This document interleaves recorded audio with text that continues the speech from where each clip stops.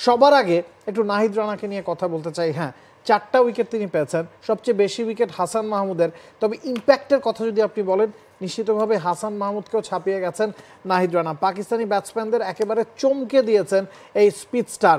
আজকে 152 কিলোমিটার গতিতে তিনি বল করেছেন, যেটা বাংলাদেশের টেস্ট ইতিহাসে বা বাংলাদেশের কোনো ফরম্যাটের ইতিহাসেই এই রেকর্ডটা কারো নাই। নাহিদ রানাই বাংলাদেশের এখন সবচেয়ে দ্রুততম বোলার এবং ওই গতি দিয়েই তিনি পাকিস্তানি ব্যাটসম্যানদের কিন্তু কুপকাত করেছেন। আমরা ফার্স্ট টেস্টে দেখেছি বা ফার্স্ট ইনিংসে দেখেছি নাহিদ রানা একের পর এক বাউন্সার করেছেন এবং সেটার সাথে ইয়র্কারের সংমিশ্রণ করেছেন। তবে সেকেন্ড ইনিংসে তিনি অনেকখানি নিজেকে বদলে নিয়েছেন।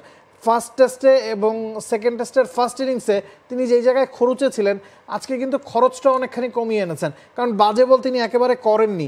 লাইন লেন্থ মেনটেন করেছেন এবং ব্যাটসম্যানদের বডি টার্গেট করে বল করেছেন। সঠিক প্যাড আর সঠিক তথ্য দিয়ে কেশু সামলে নিব এক হয়ে।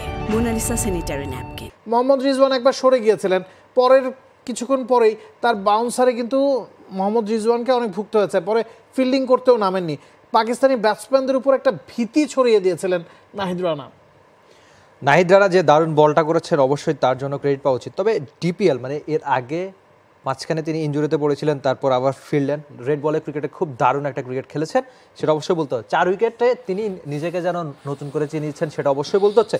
তবে তার একবার একটা ইন্টারভিউ নিয়েছিলাম আমি, তো তিনি বলেছিলেন যে গতিটা সবাই জানেন তিনি যে গতিময় একজন বোলার, এই জন্যই তিনি জাতীয় দলে খেলেছেন। তবে তার সবচেয়ে বড় শেখার একটা চেষ্টা হচ্ছে যে অন্য অনেক ভ্যারিয়েশন যে পেসারদের, যে কখনো স্লোয়ার বল করা, এমনকি ইয়র্কার নিয়েও খুব ধারাবাহিকভাবে মিরপুরের হোম ক্রিকেটে তিনি কাজ করেছেন।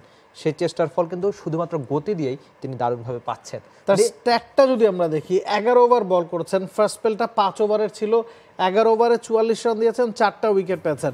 এবং নাহিদ রানার উইকেটগুলো যদি আপনি খেয়াল করেন, কার কার উইকেট নাহিদ রানা পেয়েছেন। বাবর আজমের উইকেট পেয়েছেন নাহিদ রানা, শান মাসুদের উইকেট পেয়েছেন, সদ শাকিলের উইকেট পেয়েছেন, আবরার আহমেদের উইকেট পেয়েছেন। সবচেয়ে বড় কথা হচ্ছে, আপনি যদি বাবর আজমের উইকেটটা খেয়াল করেন, অফ স্ট্যাম্পের বাইরের বলে বাবর আজম আউট হয়েছেন, সদ শাকিল অফ স্ট্যাম্পের বাইরের বলে আউট হয়েছেন। হ্যাঁ, এখন আপনার হয়তো দেখলে মনে হবে যে ওই বলগুলো হয়তো বাবর আজম বা সদ শাকিলরা ছেড়ে দিতে পারতেন, কিন্তু যেই ধরনের ট্র্যাপ তিনি সাজিয়েছেন, একের পর এক কিন্তু বল তিনি বডি বরাবর করেছেন। সে কারণেই ব্যাক টু ব্যাক 3টা বল যখন আপনি শরীরে করছেন, একটা বল খানিকটা বাইরে করছেন, ব্যাটসম্যান কিন্তু তার অভ্যস্ততার কারণেও ওখানে ব্যাট চালাচ্ছে।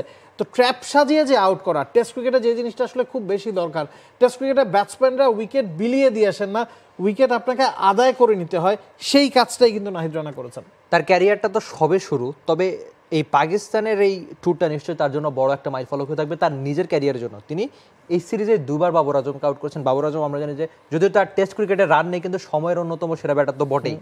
তো এই বাবর আজমের মতো একজন ব্যাটারকে একই টেস্ট সিরিজে 2বার আউট করা নিশ্চয়ই তার জন্য একটা বড় পাওয়া। আর রাওয়ালপিন্ডির ইতিহাস যদি ঘাটি, মানে শোয়েব আখতারের বাড়িতে এই রাওয়ালপিন্ডিতে, কিংবা বাকি পাকিস্তানি পেসাররা নিজেদের গতিটা এই রাওয়ালপিন্ডিতে অনেক বেশি শো করেছেন।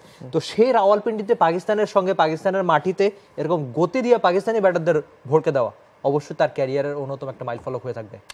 For more updates, subscribe to our YouTube channel and click on the bell icon. Follow us on Facebook and Instagram. Download T-Sports app to enjoy exciting games and highlights. Visit tsports.com.